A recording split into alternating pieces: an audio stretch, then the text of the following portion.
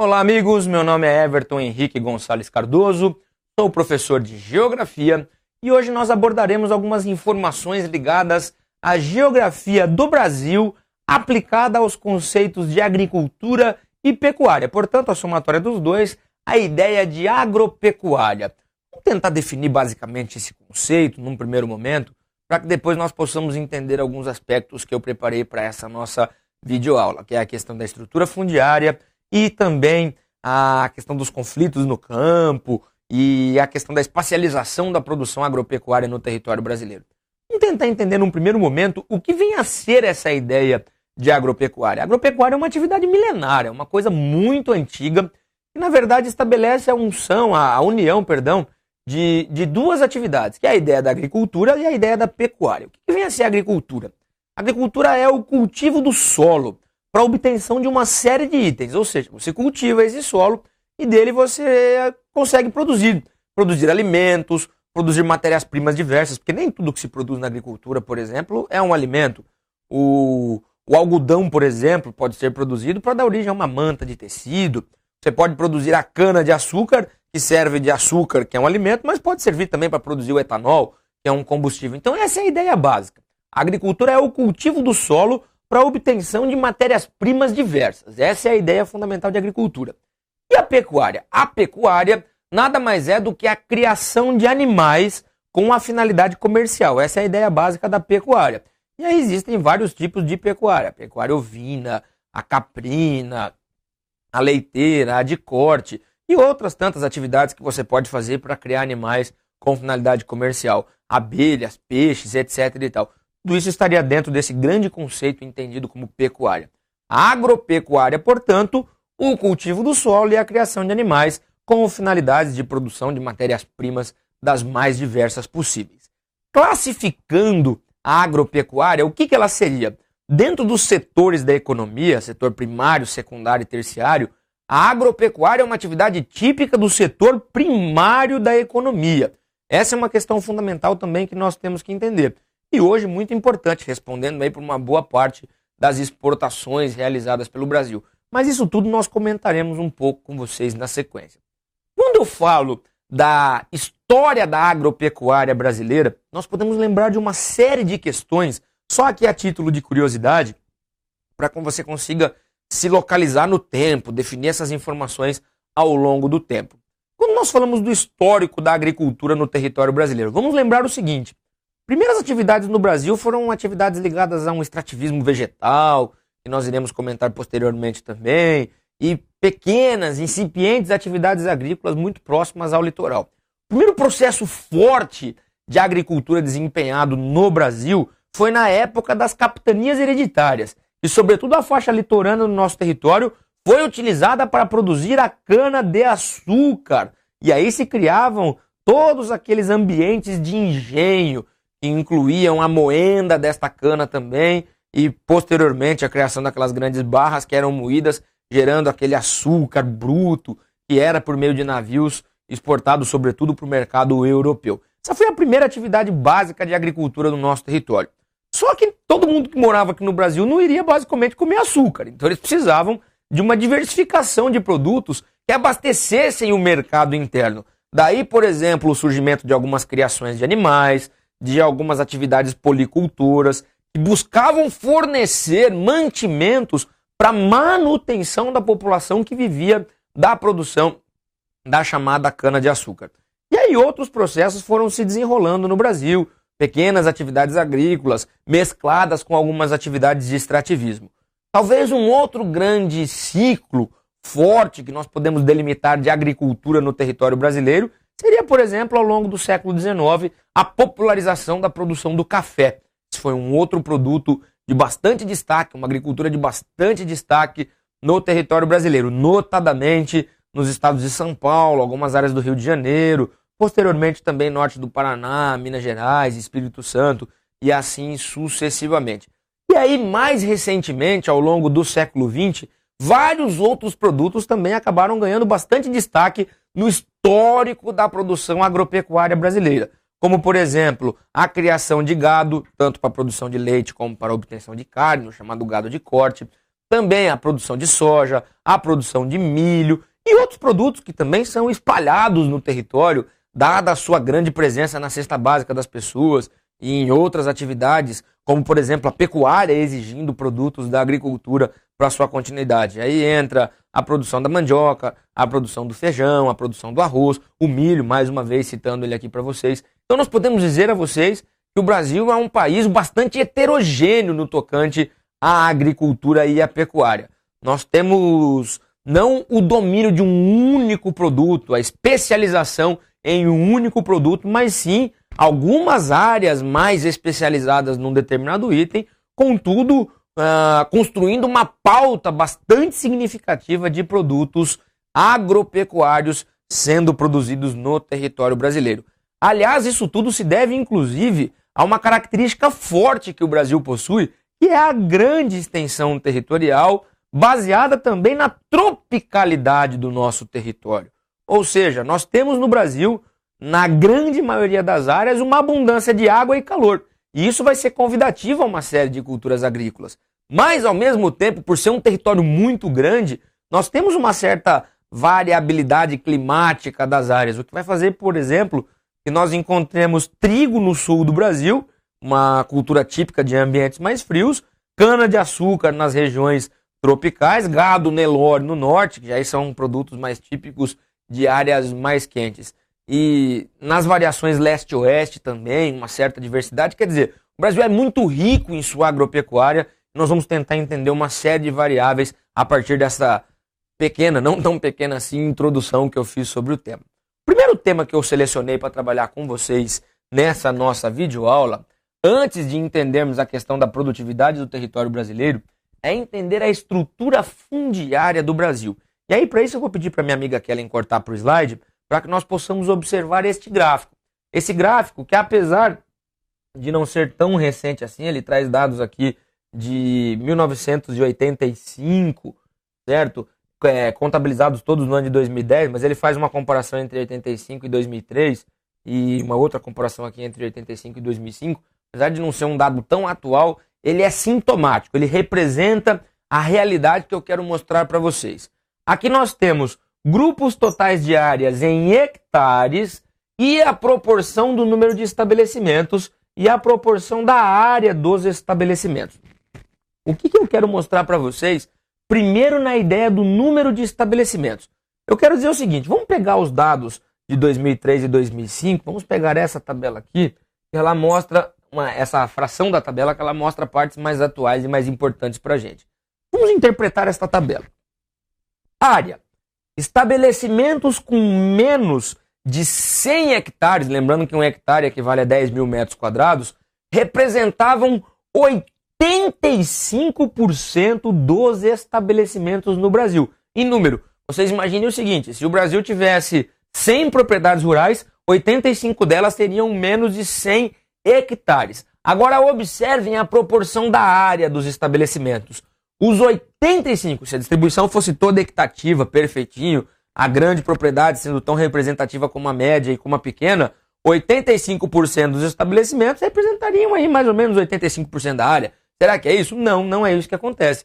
85% dos estabelecimentos que são nessa escala de análise considerados propriedades menores, com menos de 100 hectares, representam apenas 20% da área. Olha que discrepância significativa. Já os estabelecimentos que apresentam entre 100 e 1.000 hectares representam 13% das propriedades, 13,2%.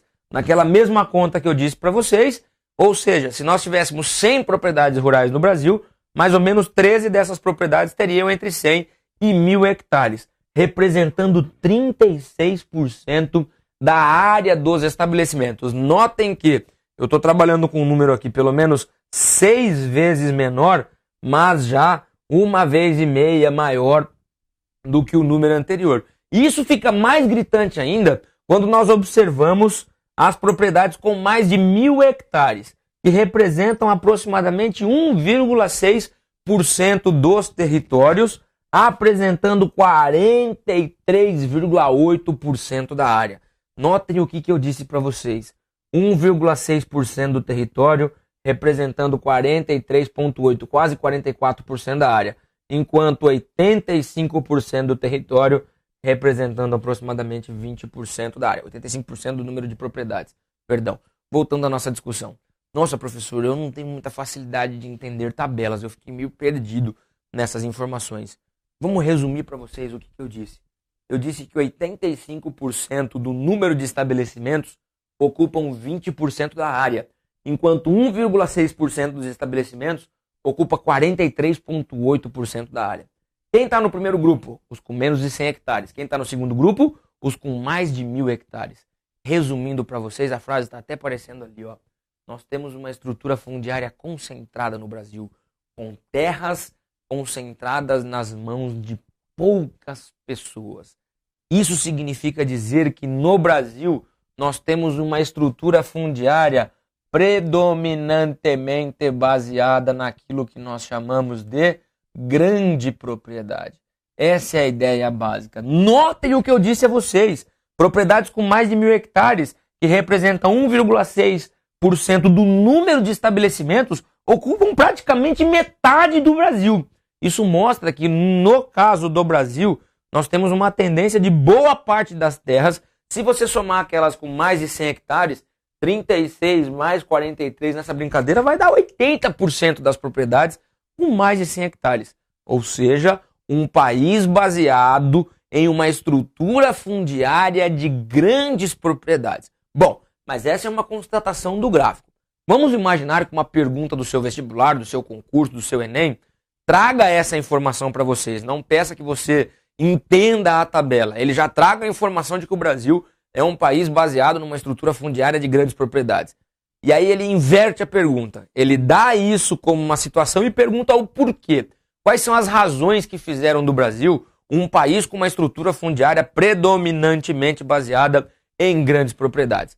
E aí você pode passar por 3 momentos históricos que auxiliam o entendimento dessa situação.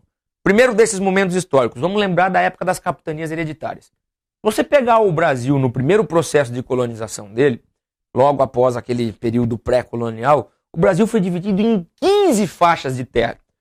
Vocês imaginem que existiam capitanias hereditárias que tinham uma área superior, uma área territorial superior à do estado de São Paulo, para vocês terem uma ideia. Eu estou falando de uma área muito grande. Ou seja, tudo aquilo que ficava a leste do Tratado de Tordesilhas, portanto pertencente a Portugal, estava na mão de 15 pessoas. 15 pessoas. Traduzindo, a primeira estrutura fundiária brasileira foi uma estrutura que já nasceu concentrada. Absurdamente concentrada. Esse é o primeiro ponto. Mas é óbvio que essa ideia acabou não dando tão certo. Algumas outras divisões foram acontecendo. Tudo bem que nós não temos 15 propriedades no Brasil, inclusive porque o Brasil mudou de tamanho. Essas áreas foram divididas, sendo incorporadas por atividades urbanas, por outras coisas. Mas mesmo assim, o Brasil teve uma tendência de priorizar o modelo baseado em grande propriedade. E a segunda passagem histórica que nos ajuda a entender isso vai para o ano de 1850. 1850, quando foi promulgada a chamada Lei de Terras. A Lei de Terras no Brasil, ela dizia que o acesso à terra no território brasileiro só poderia ser feito por meio da compra. Essa é uma ideia básica. Portanto, aquela ideia de você ir numa determinada área que pertence ao Estado, demarcar ela e tomar conta dela, óbvio que muita gente fez isso de maneira irregular, ocupando as chamadas terras devolutas, terras pertencentes ao Estado. Mas aquela ideia de você chegar legalmente a ocupar uma área que não era sua e pertencia ao Estado não poderia acontecer. O acesso só seria feito por meio da compra. Você poderia ir, delimitar, e aí o Estado calculava essa área e você indenizava o Estado por incorporar uma área que lhe pertencia. Aí eu faço uma pergunta. Se nós já tínhamos uma estrutura social, política e econômica baseada na agropecuária, quem eram as pessoas que tinham dinheiro para comprar mais terra? O próprio nome já diz, mais terra. Ou seja, quem comprava terra eram as pessoas que já possuíam terra. Logo, essa lei de terras, de uma forma ou de outra, ela acabou sendo um mecanismo que dificultava o acesso à terra de pessoas que não tinham terra e, obviamente, empurravam pessoas que tinham terra a ter cada vez mais terra. Essa é uma ideia básica que nós temos que entender da Lei de Terras de 1850. Somado a tudo isso, nós podemos trabalhar um terceiro momento da história brasileira. Seria mais ou menos aí meados do século XX em diante. Ou seja, a potencialização por meio da implantação no Brasil da própria Revolução Verde, da tendência do Brasil ser um grande celeiro mundial, uma tendência muito forte de aplicação no nosso território daquilo que nós conhecemos como agronegócio. O agribusiness, né, derivando do inglês agribusiness. Qual é a ideia? A terra vista como um grande negócio, a terra vista como um ambiente de produção capitalista. E nesse ambiente de produção capitalista, naturalmente, a competitividade do grande produtor é muito mais expressiva do que a competitividade do pequeno produtor. Porque os grandes produtores têm acesso a uma série de linhas de financiamentos, a juros, a uma escala, inclusive, de intervenção no território muito diferente do pequeno produtor. E isso faz, muitas vezes, com que pequenos produtores, não conseguindo manter o mesmo nível de competitividade, acabem sendo repelidos do campo. E aí, obviamente, que essas pequenas propriedades tendem a ser incorporadas por grandes propriedades. Se não incorporadas diretamente, incorporadas por meio de arrendamentos, por exemplo, muito comum na região na qual eu faço parte, pequenas propriedades arrendarem o seu espaço para a produção de cana-de-açúcar, que abastece as grandes indústrias sucroalcooleiras da região. Quer dizer, e cada região tem a sua peculiaridade. Então a ideia do agronegócio, ela colabora de uma maneira substancial para esse processo de concentração fundiária que é histórico do território brasileiro, vindo desde a época das capitanias hereditárias, passando pela lei de terras e chegando à lógica atual do agronegócio. Portanto, essa estrutura fundiária é extremamente concentrada. Essa é uma lógica que nós temos.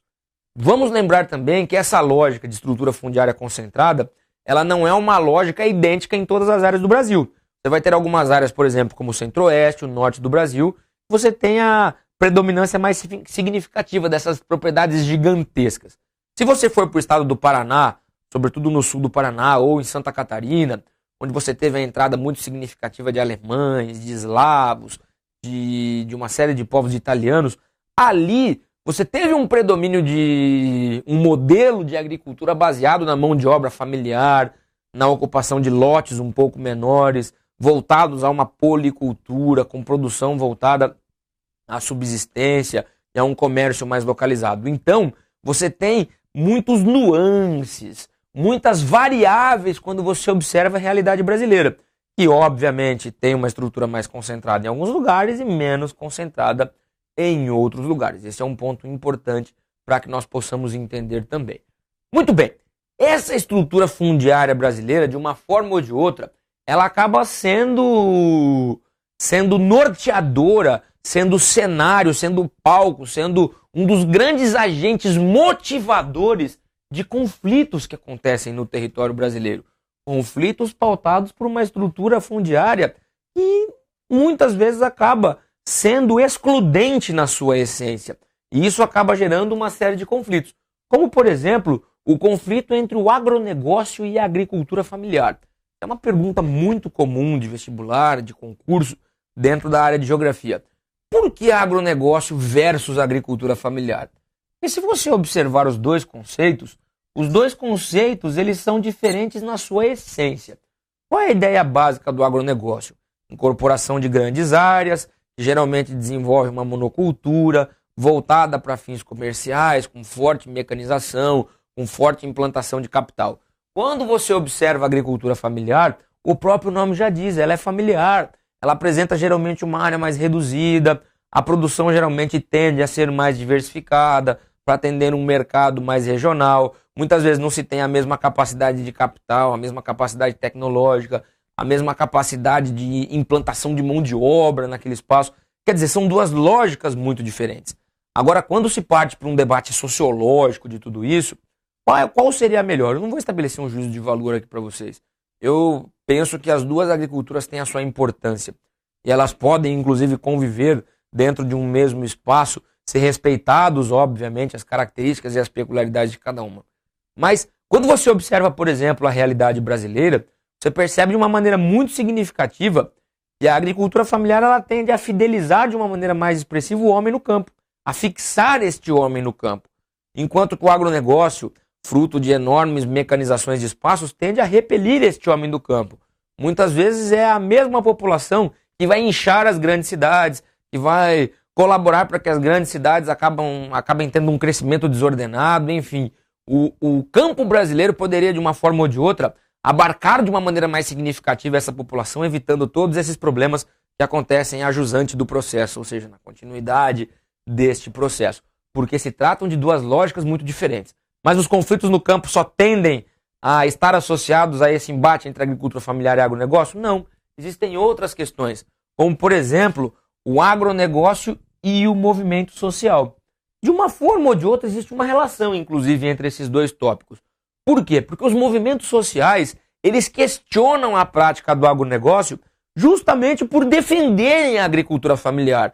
Um homem fidelizado no campo, baseado na policultura, empregando pessoas do seu próprio núcleo familiar ou pessoas ali das redondezas. Ou seja, uma agricultura que seria mais inclusiva na perspectiva de incluir mais pessoas e não concentrar tanta renda como acontece no processo de agronegócio. Um grande debate sociológico está por trás de tudo isso. E aí se materializam conflitos de terra. E essa questão dos conflitos, eu vou até confirmar para vocês ali na sequência, esses conflitos, esses movimentos sociais que lutam contra o agronegócio, eles não questionam simplesmente a lógica produtiva do agronegócio. Eles colocam muitas vezes que o agronegócio no Brasil, ele acaba sendo desenvolvido sobre terras devolutas. Já comentei isso um pouco atrás com vocês, mas eu acho que é importante fazer um resgate de novo. Essas terras devolutas são as chamadas terras griladas, as chamadas terras que foram tomadas por alguém num determinado momento da história, por meio de uma documentação fraudulenta, por meio do ficou.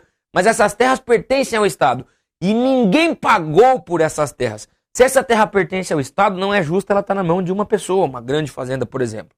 E aí ela entraria num processo de desapropriação. E no caso do Brasil, esses processos são coordenados pelo INCRA, o Instituto Nacional de Colonização e Reforma Agrária, onde a pessoa que está sob essa terra tem o direito adquirido sobre uma série de benfeitorias que foram realizadas, como cercas, represas, propriedades, silos, poços, etc., mas não tem direito ao valor da terra, porque essa terra foi incorporada por meio de uma fraude, de uma documentação fraudulenta. E aí os movimentos sociais pressionam essas localidades com ocupações, com invasões, seja lá como vocês queiram chamar, para chamar a atenção do poder público para que dinamize processos de reforma agrária dentro daquele espaço.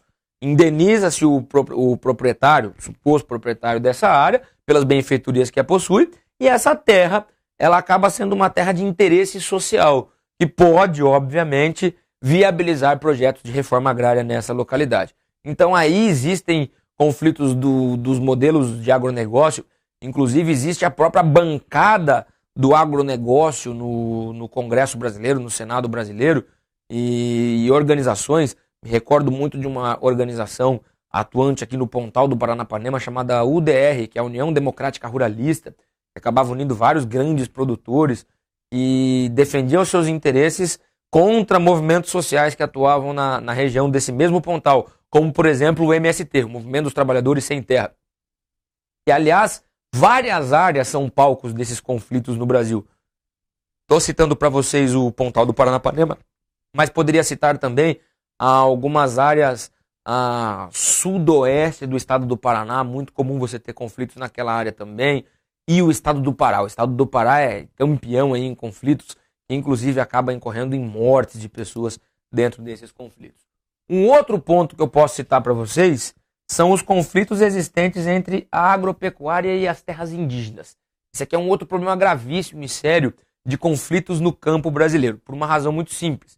A expansão da agropecuária por meio do crescimento da fronteira agrícola brasileira acaba muitas vezes entrando em litígio, em conflito com áreas que são reservadas por meio de espaços protegidos às terras indígenas. E aí o que acontece? Muitos desses indígenas acabam atacando alguns agricultores atacam indígenas, e isso às vezes acaba criando inclusive uma repercussão nacional, e se chama a atenção para isso. Inclusive recentemente eu quero dizer num período de 2 anos, foi muito incisivo tudo que aconteceu no Mato Grosso do Sul, acerca da morte de indígenas, inclusive, que acabaram entrando em conflito com pecuaristas da região, com agropecuaristas da região. Isso tudo também é motivo de conflito no campo brasileiro. E aí se destacam estados do Mato Grosso do Sul, Mato Grosso, a região da Amazônia como um todo, acaba sendo palco para esses conflitos que eu estou comentando com vocês. Depois tem o conflito também entre proprietários e poceiros. Esse é um outro tipo de conflito muito comum que acontece no campo brasileiro. Imaginem o seguinte, você tem uma determinada pessoa que incorpora um determinado espaço esse que tinha um dono anterior. Então, logo cria-se um embate entre o proprietário e o poceiro. Aí o poceiro começa a pedir uso capião daquela área, o proprietário aciona a justiça para fazer a reintegração de posse desses espaços, e isso muitas vezes também acaba descambando, como nós dizemos aqui no interior, para a violência. É um outro problema sério também a ser observado dentro do campo brasileiro. E por último, a informalidade. Essa é uma questão muito importante, porque eu não sei se vocês já perceberam isso, mas ao longo da história brasileira, quando nós estudamos a legislação trabalhista, a evolução da legislação trabalhista no Brasil, vocês percebem que sempre que se trabalha a ideia de trabalhador, lembra-se muito daquele estereótipo do operário, a pessoa que trabalha na fábrica, na construção civil. E essas pessoas cada vez mais, apesar da informalidade ser muito grande no Brasil, elas acabam sendo agraciadas, tendo seus direitos trabalhistas reconhecidos. Bem que em determinados momentos da história aí, sobretudo quando acontecem algumas crises econômicas, esses direitos econômicos acabam sendo colocados em xeque. Mas esse é um capítulo para uma outra discussão. E o trabalhador do campo? Será que ele é transportado adequadamente? É isso que nós estamos discutindo ali, a ideia da informalidade. Você tem hoje no Brasil ainda modelos de trabalho no interior do nosso país que beiram a escravidão. Pessoas sem registro, sendo coagidas por meio do aprisionamento de seus documentos, escravidão por dívidas acontecendo. Essa informalidade ela é muito significativa no campo.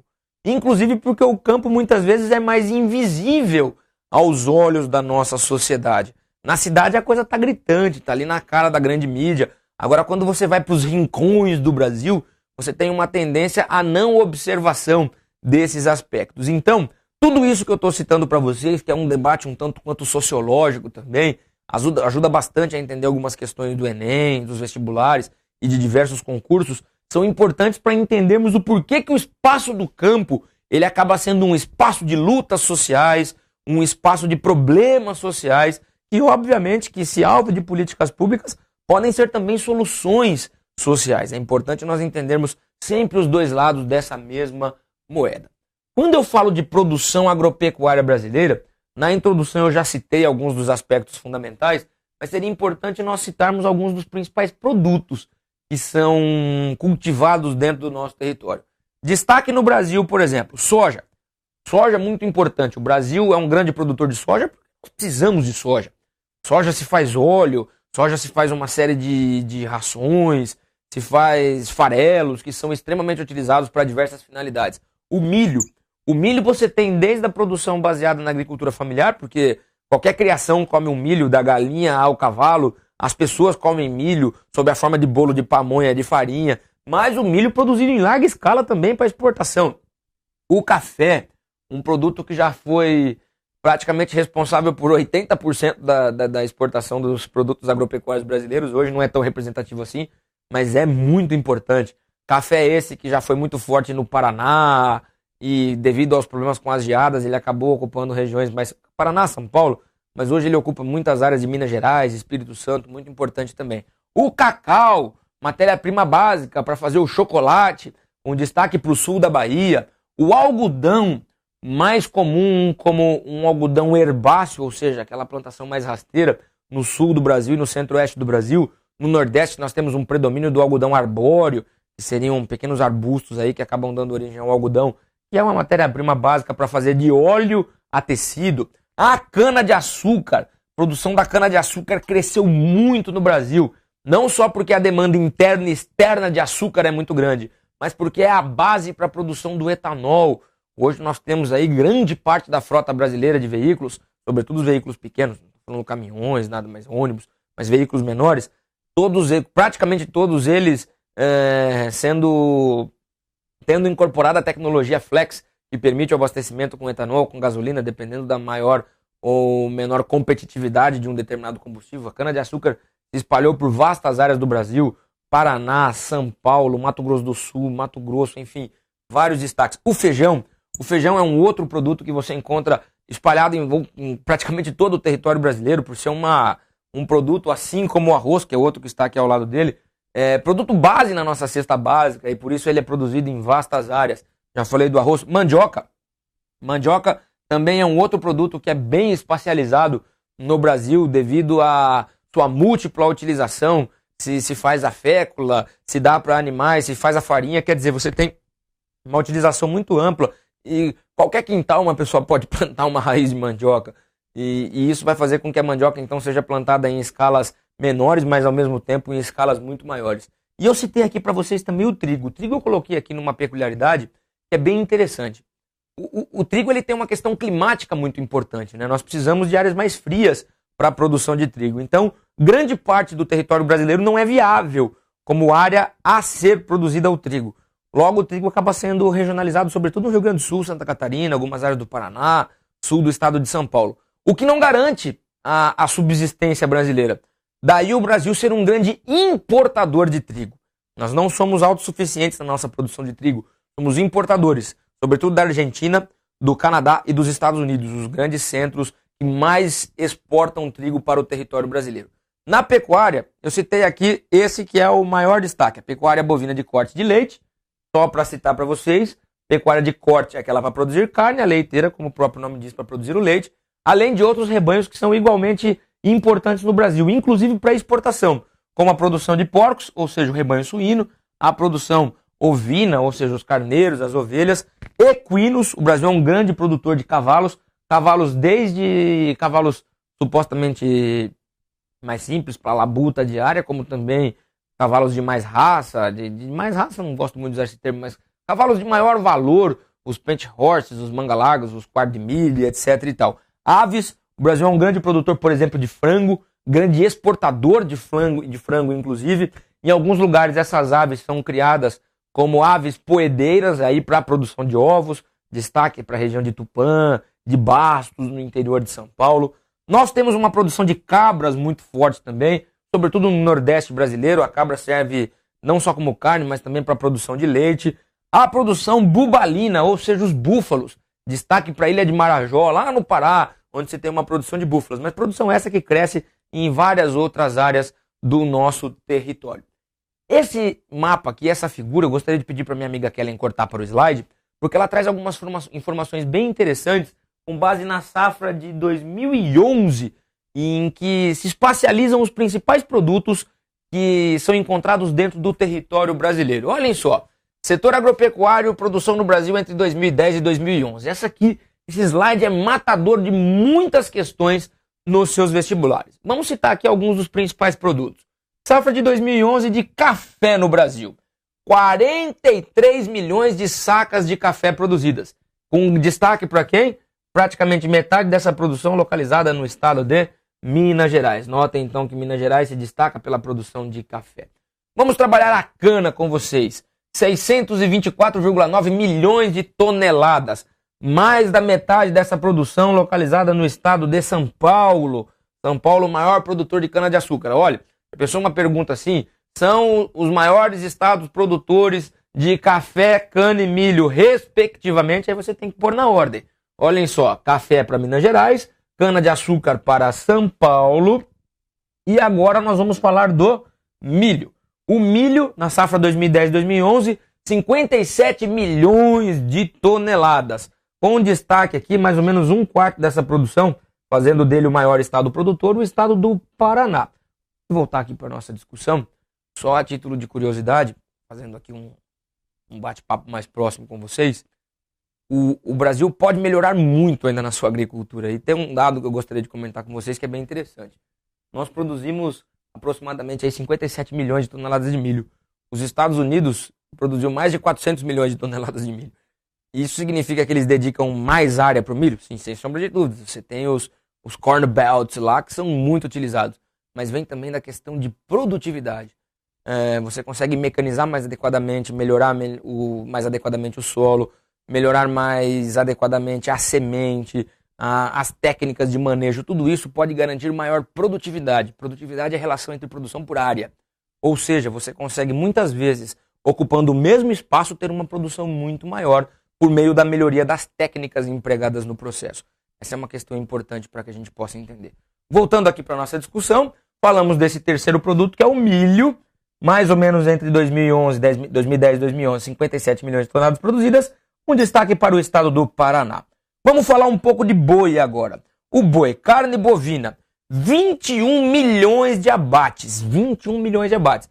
Fala que o Brasil tem aproximadamente aí mais de 200 milhões de cabeças de boi. Desses 21 milhões de abates, praticamente um quarto disso foi no estado do Mato Grosso do Sul, com 4,3 milhões de abates. Ou seja, o Mato Grosso do Sul como maior produtor de carne bovina no Brasil, com base no ano de 2011. E o Mato Grosso, um lugar de forte expansão da agropecuária brasileira, merece destaque a produção de soja. Produção de soja que alcançou 74 milhões de toneladas, sendo mais ou menos aí pouco mais de um quarto disso, 20,4 milhões de toneladas, sendo produzida no estado do Mato Grosso.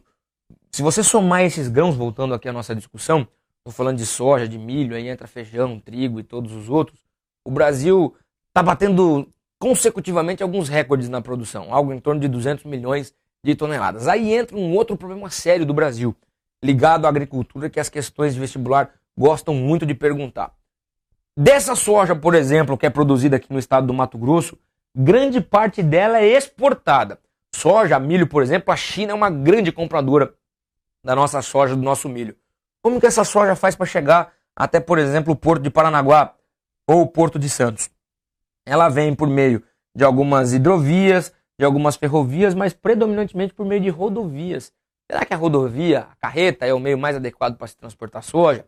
Será que ela não encarece o processo?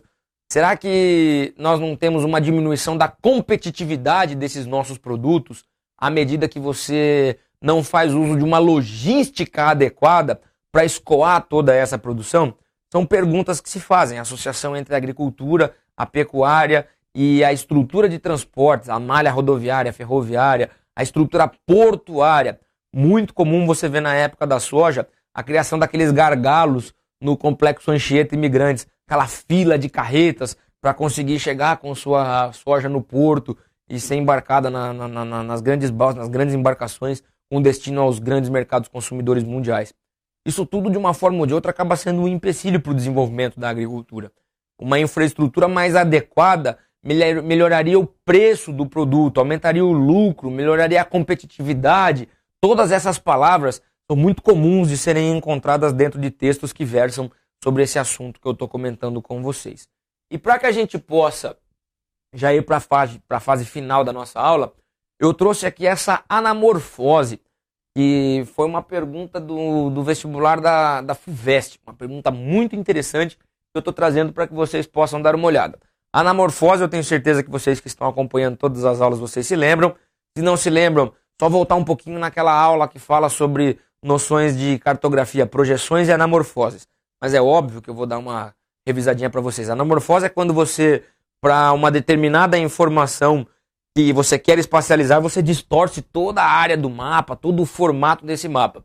E aqui nós estamos falando de uma produção agrícola. Isso é Brasil, olha, eles têm como referência o Brasil. Só que vocês podem perceber que nós damos origens a dois mapas totalmente diferentes, abordando as características do território brasileiro. Essa é uma produção agrícola, esta é outra produção. Inclusive, uma está representada com o número 1 e outra está representada com o número 2. Notem que quando você observa o sul do Brasil, ele tem basicamente o mesmo tamanho. Agora, quando você observa o Sudeste é mais expressivo na imagem número 1 e menos expressivo na imagem número 2. Só que gritantemente, fica claro que o Centro-Oeste é mais expressivo na imagem número 1 e muito menos expressivo na imagem número 2. E em contrapartida, na imagem número 1, o Nordeste fica bem menor, enquanto ele fica muito mais expressivo na área na representação de número 2. O que isso quer dizer? Vou retornar aqui, essa era uma pergunta bem complexa, típica de segunda fase de grandes concursos e de grandes vestibulares. Ela mostra dois modelos básicos de agricultura que nós já comentamos naquela fase dos conflitos. Ou seja, a produção agrícola muito mais incisiva no centro-oeste brasileiro, por exemplo, é a produção voltada no agronegócio, mecanizado, em grandes áreas, geralmente expandindo atividades monoculturas. Enquanto a produção agrícola 2, e isso é sintomático quando você observa o Nordeste do Brasil, é uma produção mais pautada pela agricultura familiar. Uma produção baseada em propriedades menores, com uso de mão de obra mais diversificada da própria família, numa produção igualmente diversificada, ou seja, uma policultura voltada para a subsistência. Esse é um detalhe importante que nós temos que entender. E por último, nós temos aqui a importância da agropecuária nas exportações brasileiras. Esse é um detalhe muito importante que eu gostaria de comentar com vocês. Será que a agropecuária tem importância nas exportações brasileiras? Eu gostaria que nós entendêssemos isso, o porquê que o nosso campo tem tanto valor. E aí, independente de sua ideologia ser mais valorizadora da agricultura familiar ou do agronegócio, vamos entender que o campo é importante para a nossa exportação, auxiliando na composição do superávit primário, auxiliando na entrada de divisas para o território brasileiro. Vão produtos, vem dinheiro. Essa é uma ideia boa que pode ajudar o Brasil. É óbvio que isso não exclui a necessidade do Brasil também melhorar a sua produção de gêneros que possuem um valor agregado mais expressivo, mais significativo, mas as duas coisas podem conviver dentro desse mesmo espaço.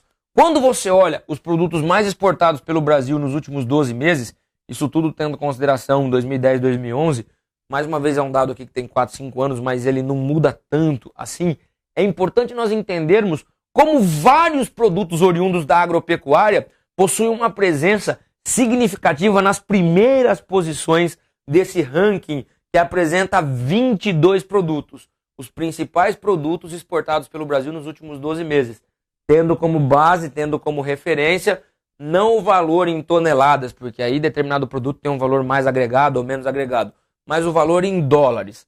Olhem só, aqui equivale a $1, o número que está aqui multiplica este $1. Então eu estou falando para vocês, por exemplo, de 25 bilhões, 816 milhões, 999. Na verdade, esse número multiplica $1.000. Observem o que eu estou dizendo para vocês. Bom, minério de ferro não aglomerado, isso é extrativismo. Óleo bruto de petróleo, extrativismo. Olha a terceira posição. Outros grãos de soja, mesmo triturados. Na quarta posição, mais um do agronegócio aqui, ó, da agricultura. Açúcar de cana em bruto. Depois minérios de ferro não. Olha aqui a sexta posição. O café. Na sétima posição, bagaços e resíduos de óleo de soja. Na oitava posição, pasta química de madeira. Aí vamos trabalhar isso como uma indústria ou produto extrativo, não vamos marcar. Mas depois, ó, pedaços e miudezas de galho e galinha, pode ser marcado também. Carne de boi desossada congelada. Outros açúcares, automóveis não, aviões não. De novo, carne de galho e galinha. Milho aqui na 16ª posição. E assim sucessivamente. Você vai perceber, e aqui o fumo também que eu vou selecionar para vocês como um produto oriundo da agricultura. Você pode perceber que dos 22 produtos listados nessa tabela, nós temos 1, 2, 3, 4, 5, 6, 7, 8, 9, 10. Contando de novo para vocês. 1, 2, 3, 4, 5, 6, 7, 8, 9, 10 produtos ligados à agropecuária. Mostrando como a agropecuária possui uma força bastante expressiva na produção de riquezas para o território brasileiro. Daí a necessidade de investimentos maciços nesse campo brasileiro, com vistas a incluir mais pessoas, mas ao mesmo tempo gerar mais recursos para o nosso território. Muito bem. Nessa aula, então, nós demos aqui em pouco mais de 40 minutos um apanhado geral sobre as características do campo brasileiro. É óbvio que ela está bem resumida, trazendo as ideias fundamentais. É importante que você leia os materiais, faça pesquisas, faça uso do tutorial, mande dúvidas que nós estamos à disposição para que vocês consigam preencher as lacunas que não foram observadas ao longo dessa videoaula. No mais, eu agradeço muito a atenção de vocês, um grande abraço e até mais!